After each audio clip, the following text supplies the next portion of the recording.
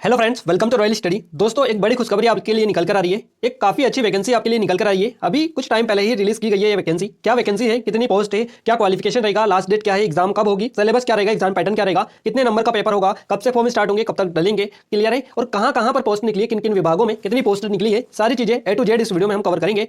सो आपसे रिक्वेस्ट है कि ये वीडियो पूरा अंत तक जरूर से देखें। चैनल को सब्सक्राइब नहीं किया है, सब्सक्राइब कर दीजिएगा, वीडियो को लाइक भी कर दीजिएगा, क्योंकि काफी वैल्यूएबल वीडियो आपके लिए ये रहेगा। तो फाइनली गाइस, बिना टाइम वेस्ट किए हम स्टार्ट करते हैं आज के शानदार वीडियो को। गाइस, मध्य प्रदेश कर्मचारी चयन आयोग या मंडल भोपाल के द्वारा ये वैकेंसी रिलीज की गई है और वैकेंसी का नाम है समूह 4 के अंतर्गत सहायक ग्रेड 3 यानी ग्रुप 4 की आपकी वैकेंसी निकाली गई है। स्टेनोटाइपिस्ट, शीघ्र लेखक व अन्य समकक्ष पदों पर यह वैकेंसी सीधी भर्ती व बैकलॉग हेतु संयुक्त भर्ती निकाली गई है।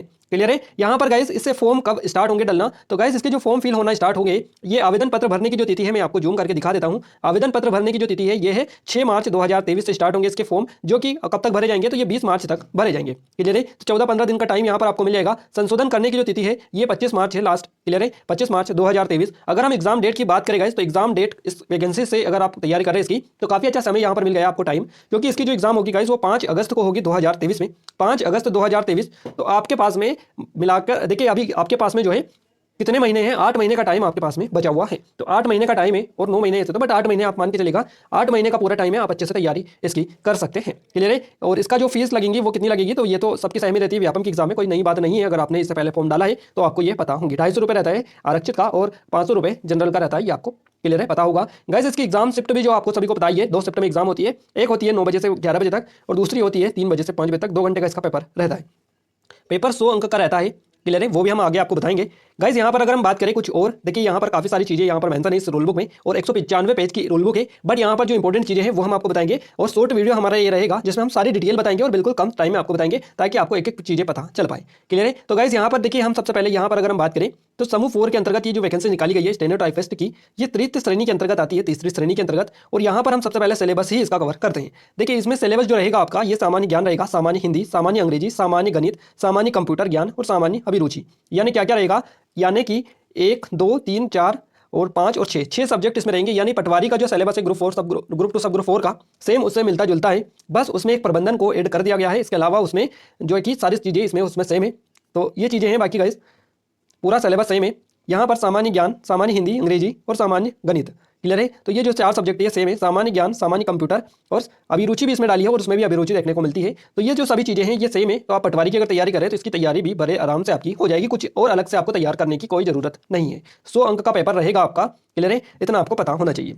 और प्रश्न पत्र जो रहेगा एक ही रहेगा, इसकी संख्या एक ही है। अगर हम कुछ और चीज़ें कवर करें तो गाइस यहाँ पर जो डेटा एंट्री ऑपरेटर, शीघ्र लेखक और स्टेनोटाइपिस्ट, इनकी जो वैकेंसी है बेसिकली ये है। और इसमें भर्ती का जो तरीका है वो भी खुली भर्ती के माध्यम से, यहाँ पर प्रतियोगिता के माध्यम से सीधी भर्ती के लिए भरे जाने पद भरे जाएंगे। और आयु सीमा की अगर हम बात करें तो 18 से 40 यहाँ पर आयु सीमा है और आरक्षित वर्ग को 5 साल की छूट दी गई है, तो 18 से 45 उनके लिए ये आयु सीमा रहेगी। इसके अलावा एक और जरूरी इंपॉर्टेंट चीज़ है आपके लिए कि सभी पदों के लिए अभ्यर्थी का मध्य प्रदेश राज्य के रोजगार कार्यालय में जीवित पंजीयन होना अनिवार्य है। गाइस जो जीवित पंजीयन है वो स्टार्ट होने आई थिंक लग गए हैं या अभी स्टार्टिंग होने लगेंगे। हमने एक टेलीग्राम पर वो पोस्ट डाल दी उससे रिलेटेड, जो भी जिन्होंने भी अभी तक रोजगार कार्यालय में पंजीयन नहीं करवाया है वो टेलीग्राम पर उस पोस्ट को देख ले पहले, वहाँ पर पता चल जाएगा आपको कि कब से स्टार्ट होंगे और क्या प्रोसेस इसकी रहेगी। समग्र आईडी से के थ्रू होंगे इस बार। तो आप टेलीग्राम पर हमने जो पोस्ट डाली है उसको आप जरूर देखें ताकि आपको पता चल पाए कि जीवित पंजीयन जो होगा, देखिए सभी वैकेंसी से रिलेटेड है। किसी भी आप वैकेंसी के लिए फॉर्म फिल करेंगे तो उसमें, और काफ़ी सारे लोगों को इसमें दिक्कत होती है, तो आपसे रिक्वेस्ट है कि आप हमें बार बार मैसेज करते हैं कि ये प्रॉब्लम हो गई, तो आप पहले चेकआउट करें कि क्या आपको करना है क्या नहीं करना है, और सारी चीज़ें पहले ही आप निपटा लें एग्जाम फॉर्म भरने से पहले, ताकि आपका सभी जो चीज़ें हैं सलामत पहले से ही रहे।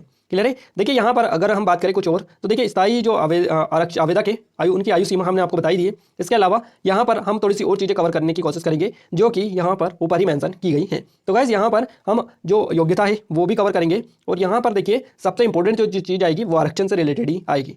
क्लियर है। तो यहाँ पर देखिए इस जो पेज है इसमें आवेदन शुल्क के बारे में भी हमने जिक्र किया था, आपको बताया था कि आवेदन शुल्क आपका क्या रहेगा, तो 250 और 500 रुपये रहता है इसका। शारीरिक मानसिक स्थिति अभ्यर्थी की ठीक होना चाहिए, ये चीज़ें इसमें नॉर्मल रहती है, इसमें चेक वगैरह कुछ भी नहीं किया जाता है। अब देखिए यहाँ पर अगर हम सीधी भर्ती में पदों की संख्या की बात करें तो गाइस सीधी भर्ती, बैकलॉग एवं संविदा भर्ती के रिक्त जो पद है इनका विवरण यहाँ पर दे रखा है। जो जितनी पोस्ट पर वैकेंसी निकाली गई है इनकी संख्या है 2716 पोस्ट पर ये वैकेंसी निकाली गई है। सीधी भर्ती से 1840 पद, सीधी भर्ती बैकलॉग से 530। इसके अलावा संविदा भर्ती 243 पद, संविदा भर्ती बैकलॉग 103 और कुल मिलाकर 2716 पद यहाँ पर निकाले गए हैं। ये इसमें भरे जाएंगे। और कैटेगरी वाइज देखें तो अनारक्षित में 595, ईवीएस 224, अनुसूचित जनजाति अनुसूचित जाति 420, अनुसूचित जनजाति 895 और अन्य पिछड़ा वर्ग 582 पोस्ट पर ये वैकेंसी बेसिकली इस तरह से इन्होंने डिवाइड की है। क्लियर है। अब यहाँ पर हम देखें ये आपको जो पोस्ट होती है उस हिसाब से भी दे रखा है पूरी कि किस पोस्ट के लिए कितनी वैकेंसीज है। तो यहाँ पर अगर हम बात करें निज सहायक, शीघ्र लेखन लेखक, स्टेनोग्राफर हिंदी अंग्रेजी के लिए जो पोस्ट है ये 153 है। सीधी भर्ती में 125 और सीधी भर्ती बैकलॉग में 28 पद है। क्लियर है। सहायक ग्रेड 1, सहायक वर्ग ग्रेड 3, कार्यालय सहायक, डाटा एंट्री ऑपरेटर जो होते हैं वो, आईटी कंप्यूटर ऑपरेटर, लिपिक, कोडिंग, रिकॉर्ड क्लर्क व अन्य समकक्ष पद के लिए 1782 पद है। स्टेनोटाइपिस्ट आंसू लिपिक की 293 पद है। इसके अलावा और भी पद है। आउटरीच कार्यकर्ता के लिए 75 है। उद्यान पर्यवेक्षक की 7 है। इसके अलावा उप स्वच्छता पर्यवेक्षक की 28 है। क्लियर है।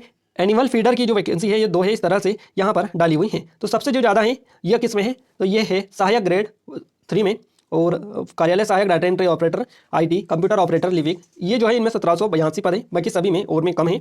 इस तरह से इन्होंने बांटा है। तो अगर हम कुल योग देखें गाइज तो कुल योग है 2716 पद पर ये वैकेंसी बेसिकली निकाली गई है। अब गाइज यहाँ पर विभाग वाइज भी आपको डेटा दे रखा है। अब अलग अलग विभागों में अलग अलग पद पर और अलग अलग पोस्ट डिवाइड की गई है इनके द्वारा। तो कहाँ पर कितनी है ये सारी चीज़ें यहाँ पर इस पीडीएफ में मेंशन है, इस रोल बुक में। अब ये अगर हम कवर करेंगे तो काफ़ी ज़्यादा है, क्योंकि करीबन 100 के समथिंग तो इसी में ही चली जाएगी। तो अलग अलग विभागों का ये डेटा है।